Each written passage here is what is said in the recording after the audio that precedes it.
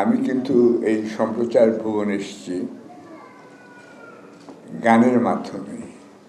আমার প্রথম গানটা ছিল, আমি গিটারে বাজিয়েছিলাম, যেটা পরবাসী ফিরে এসো ঘরে, রবি ঠাকুর লেখা গান। সেই গানটি আমার খুবই প্রিয় গান এখন, কেন আমি বহু বছর পরবাসী ছিলাম। তখন সরে ব্রেক করে যেতে পারি, আমি ভাবতে পারিনি যে আমি 8 বছর পরে ফিরতে পারবো। এটা শেখ হাসিনার কান্না নয়, আমাকে রুমাল দিয়ে গেছে বলে ভাববেন না যে এখানে গ্লিসারিন অথবা লেবুর রস আছে। এটা আমার সত্যিকারই কান্না। বসুন্ধরা টিস্যুতে ছাড়ের ছড়াছড়ি।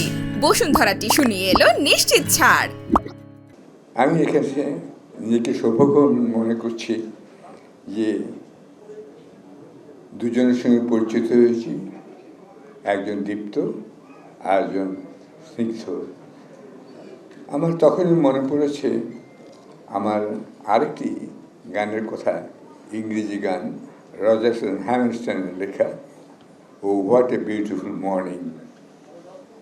আমি সাংবাদিক ভাই এবং যারা এখানে সবাই উপস্থিত আছেন সবাইকে বলবো, আপনারা সবসময় গান শুনবেন সকালে এবং রাতে শোবার আগে। আমি নিয়ম করে নয়, অভ্যাস হয়ে গেছে আমার গান শোনা। গিটার এখন আমি কমই বাজাই না বলে চলে হয়তো, কিন্তু আমি গান নিয়মিত শুনি।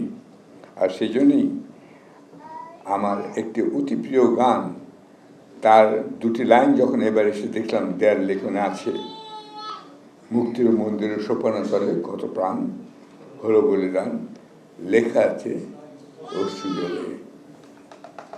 মুগ্ধ বাবা মাই খালি জানেন তাদের ব্যথা, আর তার যমজ ভাই এখানে স্নিগ্ধ আছেন, তিনিও জানেন। কিন্তু ভেবে দেখুন, মুগ্ধ জনজননী, আপনাদের যে সন্তান আপনারা হারিয়েছেন, তাদের কিন্তু আপনারা হারাননি, তারা বেঁচে থাকবে। যদিও আমার সেই প্রিয় গান মুক্তির মন্দিরের সোপানতলের প্রিয় দুটি লাইন হচ্ছে, যারা স্বর্গগত তারা এখনো জানে স্বর্গের চেয়ে প্রিয় জন্মভূমি। তারা কি ফিরবে আর? আমার পাশে যখন স্নিগ্ধ আর মুক্ত বসেছিল, তখন আমি তাই ভাবছিলাম হ্যামারস্টাইন গানটির কথা, হোয়াট এ বিউটিফুল মর্নিং। এই স্নিগ্ধ একটি সকাল, আর কি আশ্চর্য একটি যোগাযোগ, একটি দীপ্ত ঘোষণা লন্ডনের প্রভাবশালী পত্রিকা দি ইকোনমিস্ট করেছে, বাংলাদেশ সেরা দেশ 2024 সালের। আপনারা হয়তো সবাই সেটা জানেন। এই সেরা দেশের পেছনে কন্ট্রিবিউশন আছে মুগ্ধ, স্নিগ্ধ, ওরা দুজন যমজ ভাই, মাত্র 25 বছর বয়স।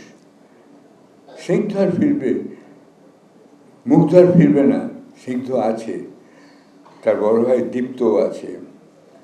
এই দীপ্ত যে ঘোষণা আছে দিয়েছে ইকোনমিস্ট, তার জন্য আমি সত্যি বাংলাদেশে একজন নাগরিক হিসেবে গর্বিত বোধ করি, এবং আমি যে ফিরে আসতে পেরেছি সেই জন্য আমি কৃতজ্ঞতা জানাই মুগ্ধ, স্নিগ্ধ, দীপ্ত পিতামাতাকে, এবং আরও যারা সন্তান সন্ততি হারিয়েছেন তাদেরকে। প্লাস যে কথাটি আমার পূর্ববর্তী বক্তা বলে গেছেন, যারা আহত হয়ে এখনও পূর্ণ সুস্থ হয়ে ওঠার চেষ্টা করছেন, কতখানি হবেন জানে না। আমি নিজে অ্যাকচুয়ালি বলতে চাই না নিজের কথা, তো বলতেই হবে, কারণ আমি তো আমি, আমার কথা না বলতে বুঝবেন না যে আমি কে। আমার নিজের বাম কান এবং বাম চোখ চলে গেছে, অর্থাৎ আমি এখন এক চোখে সাংবাদিক হয়ে গেছি সরকার কল্যাণে।